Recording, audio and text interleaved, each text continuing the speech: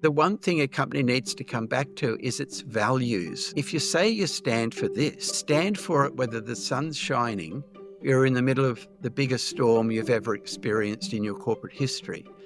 You're this fragile little rowing boat out in the harbour with all these geopolitical storms circling. But if you're anchored to the bottom of the ocean, you'll be buffeted, but the storm ultimately will pass over and you'll be absolutely fine.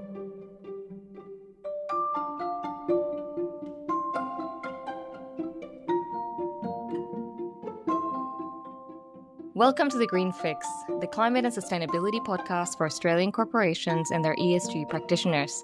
We explore the top challenges and opportunities in the industry and how it impacts your business and your work so that you can keep your sanity. I'm your host, Loretta Gutierrez. And I'm Dan Leverington, and today we're joined by Dr. David Cooke. David is the Executive Director of ESG Advisory and is an adjunct professor at UTS Business School in Sydney. He is also the author of the book, Kind Business: How Values Create Value. Having held senior executive roles at Xerox and Canon, he then became the first non-Japanese managing director for ANZ for global technology firm Konica Minolta, where he also created the roles of Chief Sustainability Officer, Corporate Social Responsibility Manager, and Ethical Sourcing Manager, with a female leader in each position. David has previously been the chair at the United Nations Global Compact Network Australia, which is the world's largest corporate sustainability network, and chair for the Australian Human Rights Institute Advisory Committee. David was awarded a doctorate for his research entitled Building Social Capital Through Corporate Social Investment, and an honorary doctorate for his work in promoting sustainability within the corporate sector. I think it's pretty clear why we have asked him to join us today as we navigate a pretty turbulent 25th birthday for the 21st century. David, can you tell us about your background and why you decided to dedicate your time to sharing the message on value-based business management? Thank you very much, Dan, and thanks, Loretto. I did spend 35 years in the corporate world, most of that at fairly senior management levels, but I wasn't always in the corporate world. When I was 17, I learned a meditation technique called TM. This is early 70s, transcendental meditation, popularized by the Beatles in the 60s.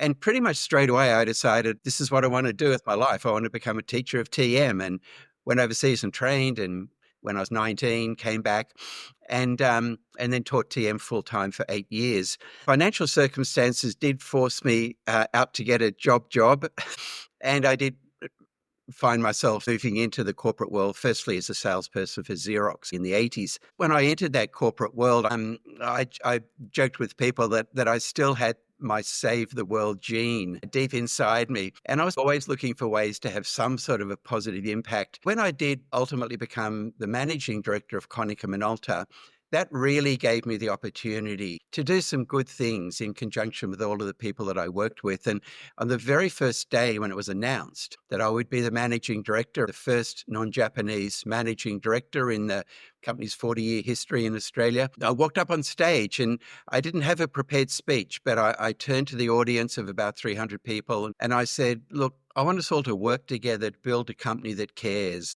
That cares about the people who work here, that cares about our customers, and that cares about our community. And pretty much having laid out that vision statement or put a stake in the ground that we would then for the next 8 years measure ourselves against, it was really incumbent on me to make sure that our company had as positive an impact as possible on the environment and on the community.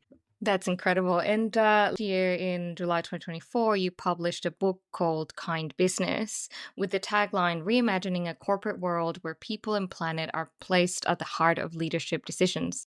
Can you tell us a little bit more about your book and why the timing made sense for publishing that book? Yes, thank you for the question. What I felt at the end of my corporate career, I wanted to distill into a book what I'd learned about responsible business and how there is not only compatibility between profit and purpose, but they're part of a virtuous circle that completely nourish each other. If you make more profit, you can do more purposeful things inside and outside your organization. If you're doing more purposeful things, you'll make more profit. The book provides examples of that. It's full of lots of case studies, both of companies that I would argue engage in practices that have been damaging to the environment. And that's the first part of the book. And we get over that into more light at the end of the tunnel. And most of the book is focused on the good things that companies have done, case studies and leaders.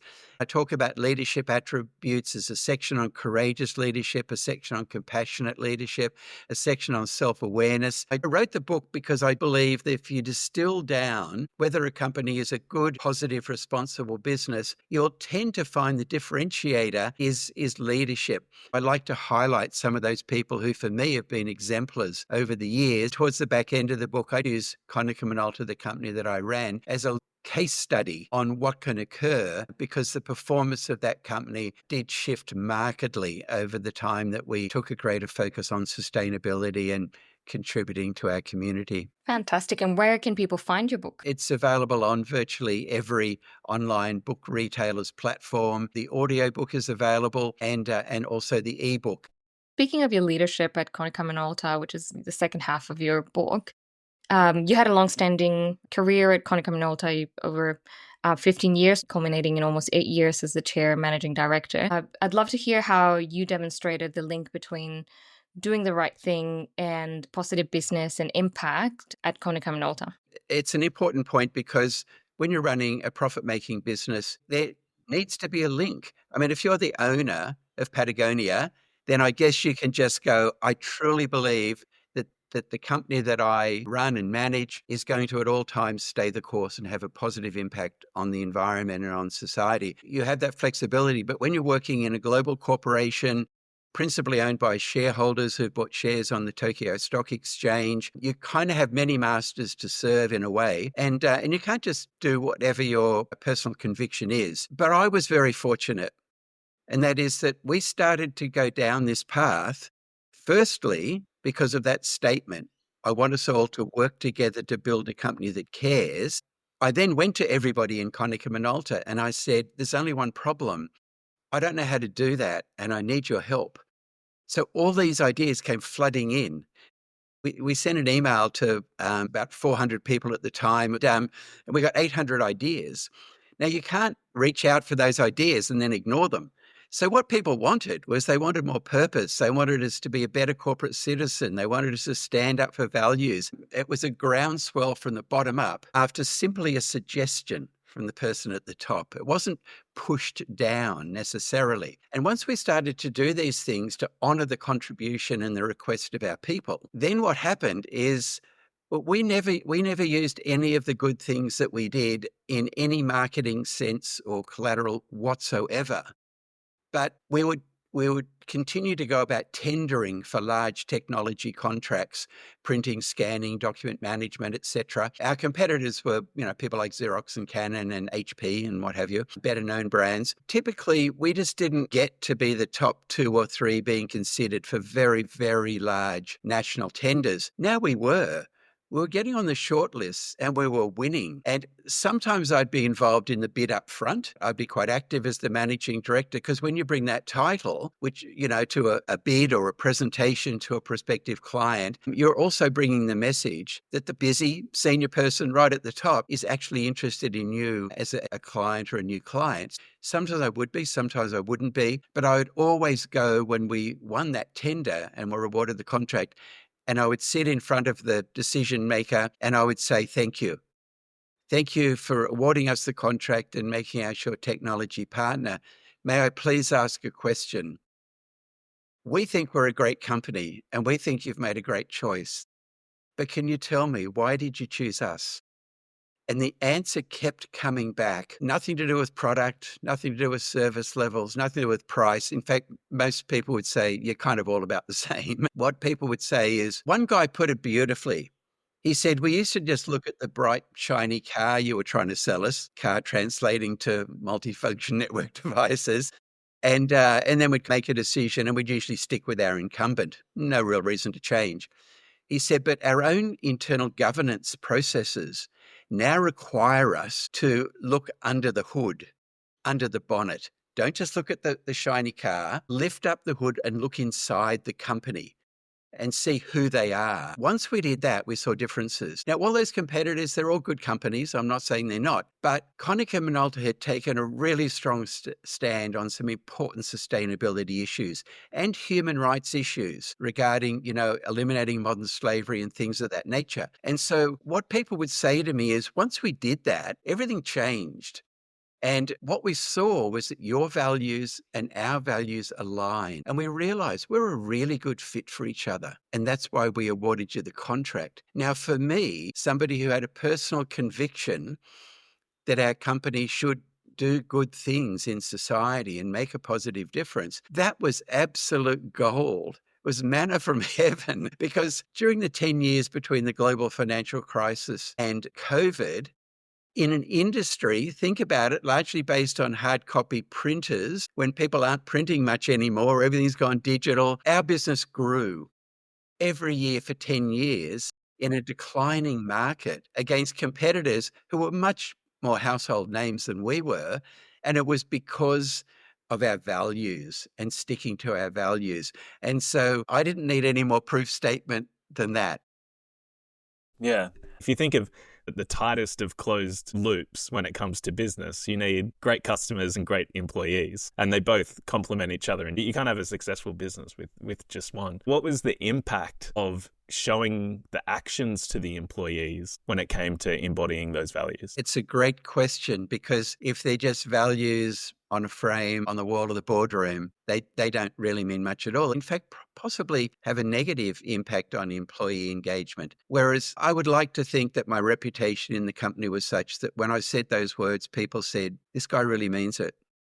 Something's going to shift here. Something's going to change. Probably the best example I can give to demonstrate just how significant it was with our people. And I just need to background this slightly by saying one of the things our people asked for was that we had charity partnerships. We're talking 2013, I think. The thing was that almost all companies had charity partnerships. We didn't. It just wasn't something that Japanese had chosen to do in Australia. And so we went back to our people and said, this is what you're asking for. Number one was better communication, top down between departments, etc. Number two was purpose. And I said, but it's a broad term. What does it look like to you? And then more nuanced feedback would come back, and the charity partnership came up. And then I said, we're all going to vote on who we want our charity partners to be. And it was literally a democratic process. We just picked the categories, health, environment. But shortly after that, we had an overseas trip for our highest achieving performers and regional dealers. And it was in Cambodia. We always had a keynote speaker on our gala awards night, wherever we were on these annual trips. But we're in Cambodia, I'd never been there. Nobody knew who a good keynote speaker in Cambodia might be, but we had a lady called Somali Mam recommended to us, and we were told that she had been trafficked as a teenager into the world of sexual exploitation. But she had got out of that world, and she'd formed a charity to rescue other young people and was doing great work. And at first I thought, yeah, it's a tough subject. It needs to be aired, but I don't know a gala corporate pumped up awards night is the time or the place. But I was assured that there was very positive news at the end of her story that she used to tell her keynote. She brought 5 young women with her who'd been trafficked, had gone through a process of rehabilitation, and now, showing unbelievable resilience, had actually got into their first year of university. On the spot, we decided we'll add them in. We'll have a 4th category, humanitarian. This is who we'll support. I came back and I said to everybody, you know how I said we're going to vote on everything? I'm really, really sorry, but I've just added a 4th category with no votes at all. And, it was in the spirit of what we were doing, though. Everybody was delighted. Now, that's the background I need to tell you, because one thing I did also within my first month of being MD was I invited everybody who'd been in the organisation for 25 years or more to come to Sydney, and I took them out to dinner to say thank you, just cheap and cheerful. They're actually all service engineers. If you've ever worked in an office environment and that pesky photocopier printer down, and you kick it and it still doesn't work, and you ring up the 13 number, those guys. So there were about a dozen people. And at the end of the meal, one man who hadn't spoken all evening, very quiet man, he said, could I please say something before we leave? I said, of course you can. He stood up in this public restaurant and he made what I'm sure would have been the first speech of his life. Other diners turned around to see what was happening. He said, I've worked in this company for more than 25 years. It's why you invited me here tonight. But for that entire period, I never told anybody where I worked. I just couldn't see the point. It was just a place I went to do a fair day's work for a fair day's pay, and that's how I fed my family. Now, I tell every single person I meet that I work for Konica Minolta. So powerful. And he said, and why would I do that? I do that because I feel so proud to work for an organization. I get quite emotional when I tell this story, to work for an organization that would care about young women on the other side of the world who've been trafficked into a life of sexual slavery. That man would probably meet 4 customers a day, and he told everyone, I just want to let you know what a great company I work for. All my years in the corporate world, I've seen companies search for the holy grail of how do you get everybody on the same page? How do you get maximum employee engagement? How do you get buy into the vision of the managing director? You have um, companies investing in people's learning and development, which people feel really good about. You have employee of the month programs. You have annual salary increases, maybe. I've never seen anything that moves the employee engagement dial as much as when a company simply authentically sets out to do good in the world along with their commercial aims of generating good shareholder returns. That is so beautiful, David, and it really resonates with the way that I view corporates and the role of corporates as well in the world. One thing that comes up frequently with our interviews, and between Dan and I, we speak to a lot of sustainability leaders, is the tension between prioritizing ethical practices and the work that you can do in non-for-profit space in particular with the demand for commercial results and building shareholder value. So, did you face any pushback or did you have any challenges when it came to what might be perceived as prioritizing ethical practices versus commercial results? Yes, and also I'd say what might be perceived as a conflict between the two. You raise a very good point. The very short answer is yes, I did, because in Australia, Konica Minolta was kind of ahead of its time. I didn't realize it, but we're even a bit ahead of our time compared to a lot of companies in Australia, certainly in terms of the attitude in Japan. Our organization globally was a good company. They complied with the law. They were kind of on par with their competitors, the big global tech firms and all of that. But I wouldn't say that they actually drove a sustainability agenda. Interestingly, I had a major review at the end of my first 12 months in Tokyo. I'd been every quarter for financial result reviews, but this was more a review of me. And I walked into my boss's office. He said, sit down. And he said, David, I'm really, really disappointed in your first year. I've always found questions very valuable when you're under pressure like that. I say to my kids, it's like a tennis match. Somebody hits a screamer of a serve at you, just get it back over the net, then it's their problem. Give yourself a few seconds to think. I said to my boss, could you please elaborate on your feelings that you've just expressed? Then he said, I just think you could have done so much more. I thought, well, that's interesting. I said to him, you see the figures every day. We used to lose money. Now we actually make money. It's a very low margin industry, but we're in the black. Our market share has gone up. Revenue's gone up. More units are being purchased out of the factory by Konica Minolta Australia, where profit is made. A lot of positive indicators. He said, you could have done so much more. I said, it's interesting you should say that because in a way it's kind of a compliment to me. I think we did pretty well. The numbers suggest that, but you felt I could have done even better than that. What do you think got in the way of me reaching the performance levels that you wanted?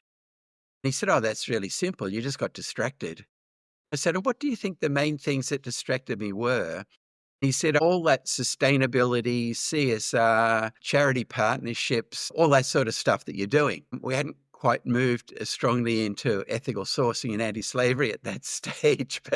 And I said, you're a global business leader. He was number 2 in the company, very senior man. And I said, and I have immense respect for you. I really, really do.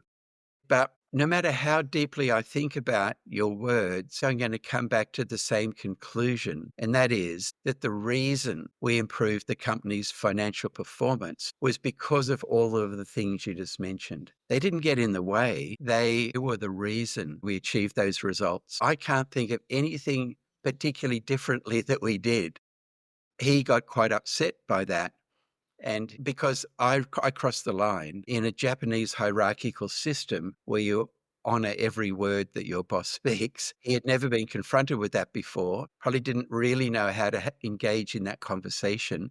So he waved his arm and set me out of his office. And he didn't speak to me for another year. All my meetings in Tokyo were through his lieutenants carrying his messages. I learned a lesson about the nuances of working with different cultures there. I had 3 bosses and it came up again and again. One thing I tried to get a little bit clever's the wrong word, but in one conversation, I must admit, I did say to one of my bosses, um,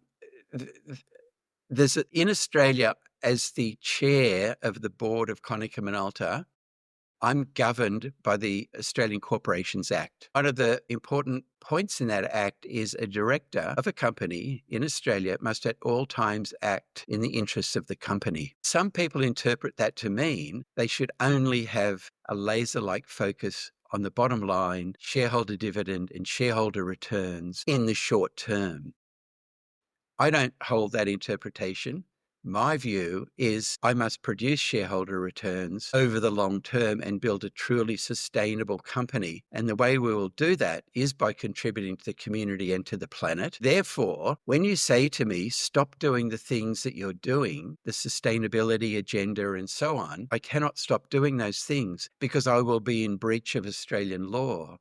If I find myself in front of a regulator and the regulator says, your company used to be known for its really good sustainability and human rights agenda. You don't do that anymore. Do you truly believe that this new path you've taken is acting in the best interests of your company? I would have to say, no, I don't. Instantly, I've broken the law and there are very heavy penalties for directors. There can be fines. You can be barred from being a director. You can even be jailed in certain instances. I'm really, really sorry, but I have to comply with Australian law first and with your directive in Tokyo second.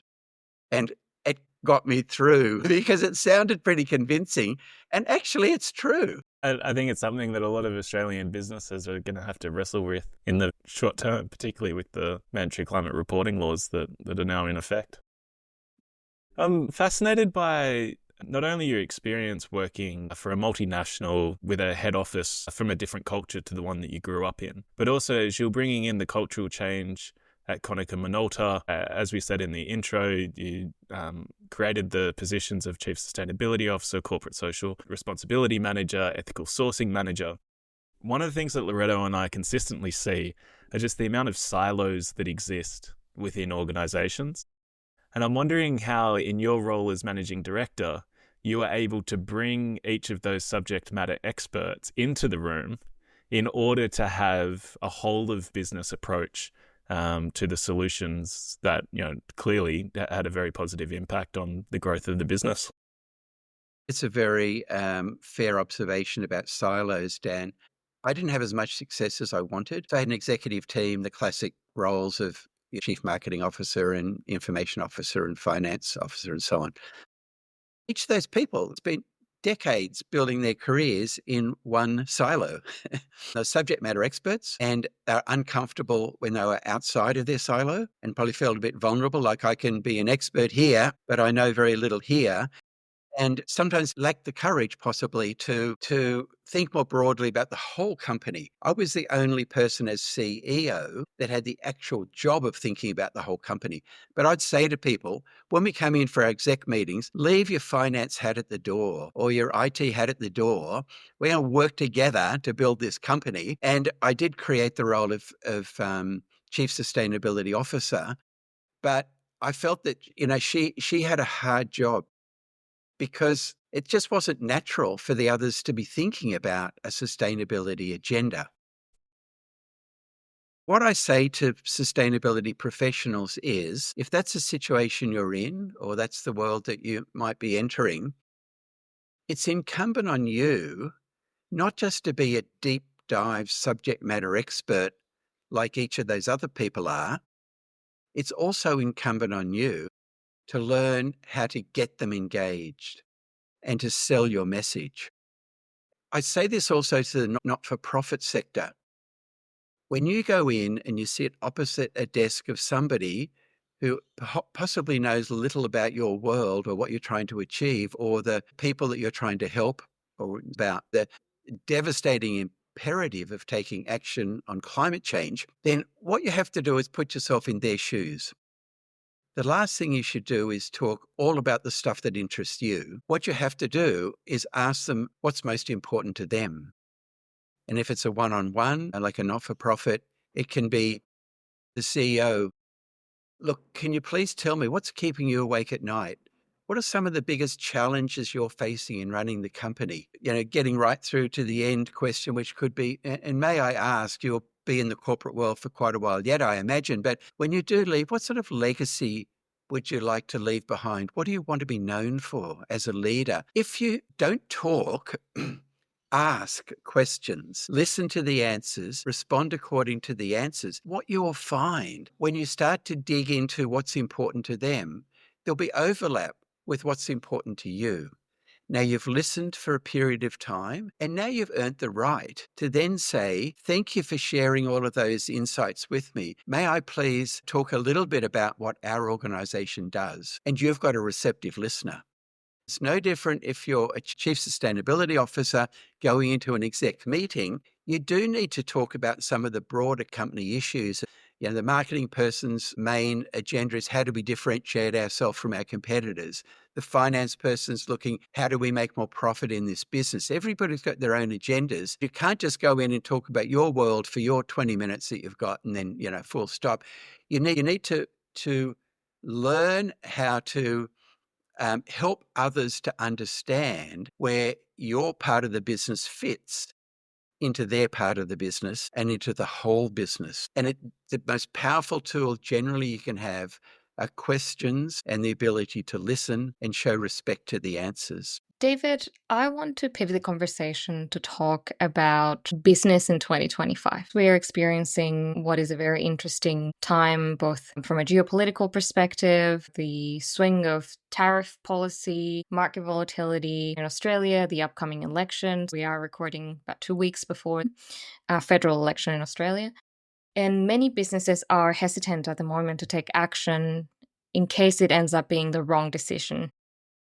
Why do you believe that retreating to the business as usual mentality is not the right solution? Yes, we live in interesting times. The first thing I would ask when I see a company backing off, let's say its diversity, equity, and inclusion agenda, or its commitment to utilizing green energy, or whatever the specific point might be, that retreat, when I see that, the first thing I ask myself is, why did you go down that path in the first place? And if the answer was, well, we kind of sniffed the breeze and we got a sense that our people really wanted this and our customers wanted it and the regulators wanted it and shareholders were bringing it up at AGMs.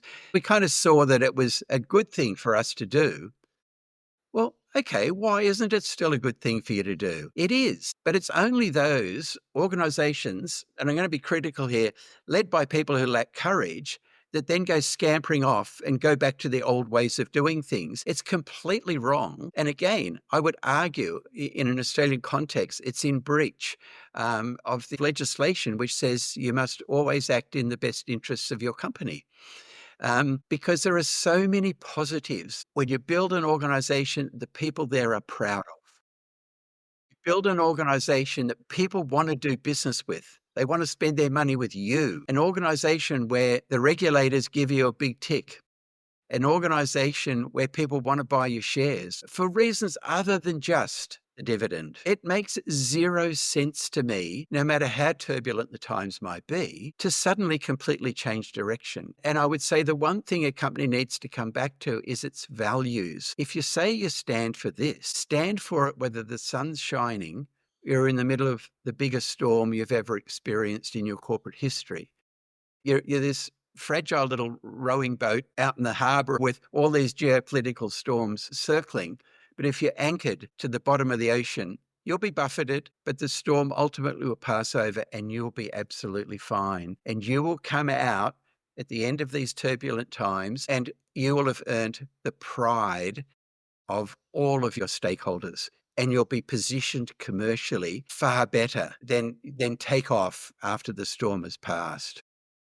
And coming back to one comment you made around people, meaning the employees, what role do you believe that businesses can play in providing a sense of agency to their employees during what is a very volatile time? Another very, very good point and timely discussion. I was doing some work moderating an ethics workshop for Monash Uni through their Cranlanda Centre for Ethical Leadership in Melbourne.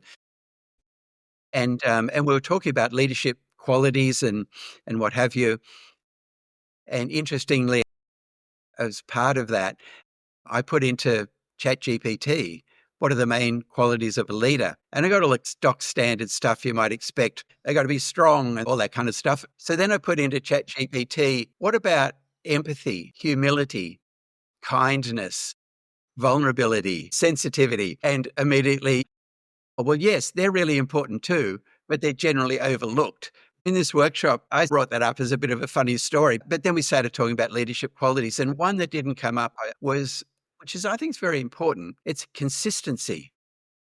And that's what people who work in organizations need, particularly during turbulent times. They need to know that when the senior people in the company said, this is what we stand for, that you consistently stand for that and you don't retreat. I mean, how demoralizing to work for a company that's just come out and said, think honoring diversity has been the wrong thing for us to do or whatever. I mean, how crushing. The people might have actually gone to work there because the company said it was important. I think consistency, staying the course, having the courage and the conviction of your beliefs is probably the best way to give agency to your people, because then the people will keep coming to you. You give people agency by continuing to listen to them, to honor them, to respect them, and to implement what they're asking you to do.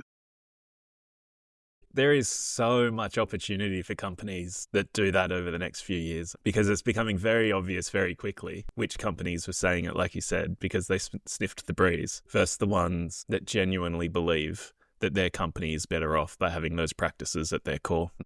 In your book, you've got a really powerful line that actually stopped me dead while I was reading it that I'd like to share with our listener. And it says, whereas in the environmental sphere, there is the option, albeit perhaps questionable, of buying carbon credits to erase negative environmental impacts, there are simply no carbon offsets in the world of human rights. You mentioned that finding slavery in Konica's supply chain was a road to Damascus moment for you, especially as you believed that the organisation was already an ethical business. Can you elaborate on that experience and how it changed your perspective on business ethics? The road to Damascus moment occurred during a conference that we were having, one of these annual trips, and it was in Thailand, and we were on an old clipper ship, four-masted old sailing ship, for dinner that night off the coast of Thailand, way out in the middle of the ocean. And there was a discussion by the cruise director about a whole range of things, Thai culture, Thai cuisine, and what have you, and then Q&A. And the first question from somebody was, we're out here in the middle of the ocean. It's pitch black, except all around we can see lights dotted throughout the ocean. What are the lights? And the person said, wherever you see a light, it's a Thai fishing vessel. They shine the light into the water. The fish are attracted to the light. That's how they catch them. But it's interesting you should ask that, because just last week, during the day, we jumped in one of the little dinghies and we went over to one of the vessels and we explained who we were, and we have tourists on board every week. And could we come on board and talk to them about life at sea and what do they catch? The Thai fishing captain said, sure, come on board. This woman stepped on board, and the first thing she saw was an emaciated man, very poor health, sitting on the deck of the boat with a collar around his neck. A chain was attached to the collar and he was chained to the deck of the boat. And with some disbelief, she said, who's that? And the Thai fishing captain looked down and he said, oh, it's a slave. So notice the dehumanizing language. Not he's a slave, it's a slave. So it's a commodity to him. And she said, but you can't have slaves. And with a sweep of his arm indicating all the other boats out there, he said, most of us have got slaves. And she said, but why do you have him chained up? And the captain looked back down at him and he said, oh, this one's a troublemaker, but not for much longer. It'll be fish food soon. So they were going to murder him by throwing him overboard in the middle of the ocean. No big deal. And then the captain said, but look, if you're so worried about it, you can buy it off me if you want to. They negotiated a price of $500 US. She went back to the ship, spoke to the captain of this cruise ship, came back with the money, and they bought that human being to set them free. They diverted from their normal course. They went to a police station and explained what had happened and handed this person over. It turned out they were from Myanmar. They'd been tricked into thinking they were coming to Thailand for a good job in, an air-conditioned factory or something like that, assembling electronics. And of course, it was a complete trap, and their passport was taken off them, and they were uh, essentially kidnapped, sold, and had been living on this ship. I spoke at a UN conference in Geneva telling that story. One of the people on the panel was the Indonesian fisheries minister. She said they have boarded fishing vessels at sea who stray out of international waters by mistake. Indonesian waters, they swoop on them. She said, we've found people who've been on board those boats for up to 25 years, never having touched land. The Damascus moment for me was thinking, if this seafood is going into the supply chains of the biggest food companies in the world, all the global brands that we know and love, and into our supermarkets and our restaurants and our homes, then surely similar slavery is occurring in the industry that I'm in tech manufacturing. There's no reason to think that it's not going on there. We came back to Australia and we started to research very deeply supply chains and ethical sourcing and what can be done. And we did realize that our understanding and perception of ourselves went from, well, we're a good company doing good things to, yeah, we might be, but there's a massive piece missing. That is that the goods that we sell to our clients probably have components in them made by slaves. There's no slavery in Konica Minolta's factory, but there's thousands of parts that go into every laptop and every iPhone and what have you, all made by other little companies. That's where the problem lies. It's 2 or 3 tiers down, and we just knew that we had to do something about it. We genuinely took on that as a mission for our company. And also the products we bought, the uniforms we had for our technicians. We didn't know where they were made.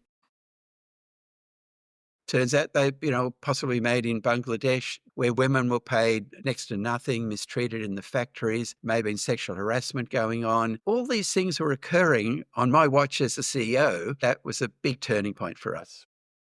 Wow, that is a really gut-wrenching story. And I thank you for sharing it as well, David, because the concept and the term modern slavery, it's used quite widely, but a lot of people don't realize that when we talk about modern slavery, we're talking about actual human slavery Correct. and not some abstract corporate concept. One thing that I'd like to talk about and how we bring practical action to this work is, how does effective collaboration look like in the context of modern slavery and sustainability? I would say every sustainability professional has chosen a life path that's extremely important and that is contributing to the lives of others, particularly vulnerable people. And that could be with an environmental focus because of rising sea levels around the world, where it's generally the most vulnerable people that will be most affected, will lose their homes, will lose their island countries, but also those that are more focused on the specific human rights areas like modern slavery. Back to an earlier point I made, what I would ask is, don't just focus on becoming more and more knowledgeable about your discipline. You've probably got more than enough knowledge. You've got 100 times more knowledge than your peers sitting around the executive table. I would say go looking for the keys to unlocking buy-in, to get these people collaborating with you. I find one of the most powerful tools is questioning. This is a bit blunt, and this is probably easier for a consultant to do coming in to address a board than an employee addressing their board or an employee addressing an exec team. But sometimes you've got to get a little bit confronting to wake people up. If I was standing in front of a board today and I was given 30 minutes, I would lead with questions. And the first question would be is, are you comfortable that a lot of the products that you're selling or a lot of the products you use in your business are made by slaves? The key when asking confronting questions like that is, at that point, you do not speak. You will have made the room very uncomfortable. As a good person, you'll want to alleviate the discomfort of your audience and say something like, what I'm referring to is research shows us that there are more than 50 million people in the world today in modern slavery. And that's now you're starting to bring your subject matter expertise in. Resist the temptation to do that. Do not speak and wait for the answer. Silence is your greatest friend in that situation. Don't let people off the hook. Make them answer the question. Are you comfortable? May I ask, do we have a time frame for eliminating slavery from any aspect of our company? Do not speak. Collaboration by withholding your expertise. Sounds counterintuitive, but engage people by asking them questions. You do not want to walk out of a meeting where everybody politely listened, nodded, thanked you for your 50 slide PowerPoint deck, said, have a good day. You close the boardroom door, you walked out, and somebody says to you, what did you achieve? And you go, I don't know if I achieved anything. You don't want to do that. You want to have impact. If you have to, reach into the bottom drawer for the tough questions right at the end. But hopefully you'll get buy-in along the way. And collectively with these people, let's build a bit of a plan here together. Can I book more time to come back in? You want to take them on the journey more than just confront their inaction. That's a last resort. Fantastic piece of advice. David, we are winding down the podcast. We're going to end on a high note, and we're going to ask you 2 questions that we ask all of our guests. The first one is, here at the Green Fix, we've got this fantastic piece of technology called the Green Fix Magic Wand. And with this magic wand, you can do anything you'd like. We're now handing over the magic wand to you. What would you do with it? Okay, I'd wave it vigorously, and I would create an understanding amongst all business leaders that if they choose to channel their vast amounts of capital, resources, brilliant minds, and influence in society into furthering the broad range of sustainability agendas that will make the world a better place, then that will be also a wonderful thing to do for their business in achieving their commercial aims, and their shareholders will thank them for it. Absolutely phenomenal. Final question. Can you please take us out by telling us a piece of positive climate news that you've heard recently? Well, interestingly, I was doing a little bit of research for a panel on resilience amongst sustainability professionals, because it's kind of a hard gig. Firstly, you come in with your eyes wide open and wanting to do great stuff. And then what a lot of people find is progress isn't as fast as they'd like. They're not quite getting that traction or that buy-in from other parts of the business that they need and so on. And it can be daunting. And the turnover in sustainability is quite high. And I thought the important thing, though, is to remember you are making progress. The stats are there. A global one was in 2024, clean energy sources provided over 40% of global electricity, driven largely by the uptake of solar, which has doubled in the last 3 years. That really buoyed my spirits. When I read that, I thought, wow, there's kind of more progress than I was prepared to admit to myself. In an Australian context, in a similar vein, emissions have decreased by nearly 30% from 2005 levels, albeit we need faster progress to meet our 2030 target. The positive news is that we are making progress, and we just need everybody to find that strength and resilience to keep going. And, let me finish off by thanking every single person working in the sustainability area that might be listening to this podcast for the work that you do, and also those that aren't necessarily specifically sustainability professionals, but are people who in their own lives have been prepared to make personal changes and sacrifices to their own purchasing patterns, to their own lifestyle patterns, to ensure that they as an individual also contribute to a more positive footprint, because every individual is important on this journey as well. Couldn't agree more. David, thank you so much for today. Every time I walk away from one of our times speaking, I feel smarter and a little bit more optimistic. So thank you for your long-term leadership. Thank you very much. And thank you, Loretta. This was Green Fix with your hosts, Loretta Gutierrez and Dan Levington. You can get your Green Fix every 2 weeks on Apple Podcasts, Spotify, or Pocket Casts.